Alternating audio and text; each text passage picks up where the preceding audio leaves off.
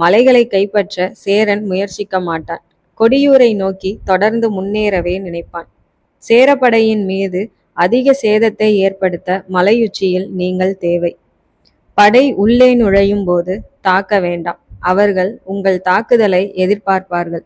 கொடியூரை நோக்கி வலப்புறம் சேரப்படைகள் திரும்பும்போது பெருங்கொடி மின்னை செடிகளால் குழப்பம் ஏற்படும். அந்த கணத்தில் மாயன் மலையின் இரு புறங்களில் இருந்தும் யானை பாகன்களால் மதமேற்றப்பட்ட 2 யானைகள் சேரப்படையை நோக்கி வெறியுடன் முன்னேறும். படையின் கட்டுக்கோப்பு முழுதும் குலைகையில் உங்கள் தாக்குதலை துவங்குங்கள். அதே சமயத்தில் முத்திரமலைக்கும் மாயன் மலைக்கும் இடையில் இருக்கும் சருகுமலை குன்றிலிருந்து முடியனும் மாயன் மலையின் இரு புறங்களிலிருந்து ஒளியனும் கூடலனும் தாக்குதலை துவங்கட்டும். கொடியூரை நோக்கி திரும்பும் சேரனின் முழு படையை நான் மறிக்கிறேன். நீ சருகுமலை குன்றிலிருந்து வா என்றான்.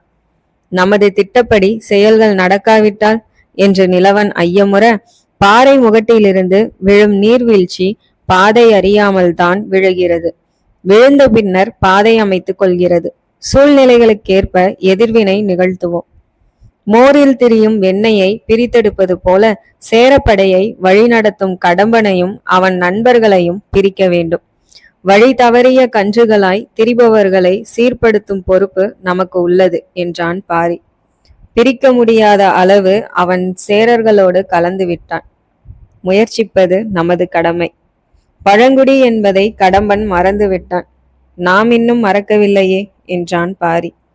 சேரனின் முழு படையின் தாக்குதலை எதிர்கொள்ளும் தனக்கு ஏதும் நேர்ந்துவிடக்கூடாது என்றெண்ணி முடியன் பேசுகிறான் என்பதை பாரி புரிந்து கொண்டான். திசை மாறும் பழங்குடியினரை தாயுள்ளத்துடன் திரட்ட முயல்கிறான் பாரி என்பதை முடியன் புரிந்து கொண்டான். எனினும் இதனால் பாரிக்கு ஆபத்து ஏதும் ஏற்படுமோ என்று மருகினான். முடியன் அரைமனதோடு ஒத்துக்கொள்ள, எனக்கு என்னத்தான் பணி என்றான் நிலவன்.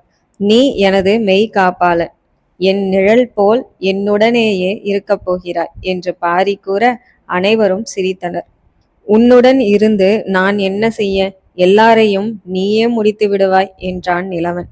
இல்லை நிலவா, என்னை நோக்கியே சேரனின் படை வரும். எனவே உன் வாட்கள் எனக்கு தேவை என்றான் பாரி. சிரித்தவாறு எழுந்த வாரியன், நான் சென்று ஒளியனையும் கூடலனையும் அனுப்புகிறேன் என்று கூறுகையில் சேரப்படைகள் தங்கியிருந்த சமவெளியிலிருந்து முரசுகளின் பேரொலி கேட்டது. நாளை உள்ளே நுழைகிறான் சேரன் என்றான் வாரியன். நாளை என் வாட்களுக்கு வேலை என்றான் நிலவன்.